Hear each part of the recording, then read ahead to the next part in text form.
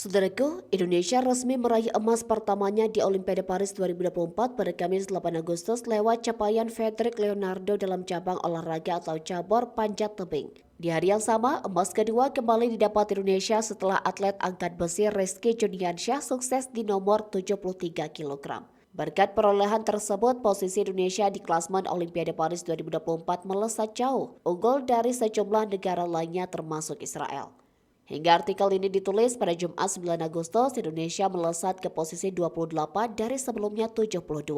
Total Indonesia telah mengumpulkan 2 emas dan 1 perunggu. Berikut rincian daftarnya. Rizky Juniansyah, cabur angkat besi di nomor 73 kg medali emas. Fedrik Leonardo, cabur panjat tebing, men's speed, medali emas. Georgia Mariska Tunjung, cabur badminton tunggal putri, medali perunggu. Hingga saat ini Amerika Serikat masih kokoh di puncak klasmen Olimpiade Paris 2024 dengan total perolehan 103 medali.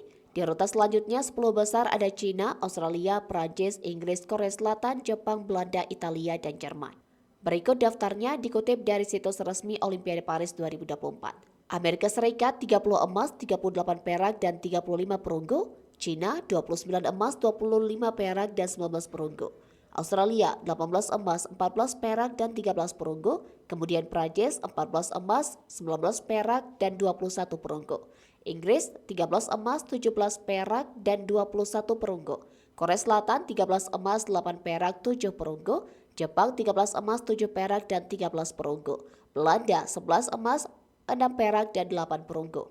Italia 10 emas, 11 perak, dan 9 perunggu. Serta Jerman 9 emas, 8 perak, dan 5 perunggu.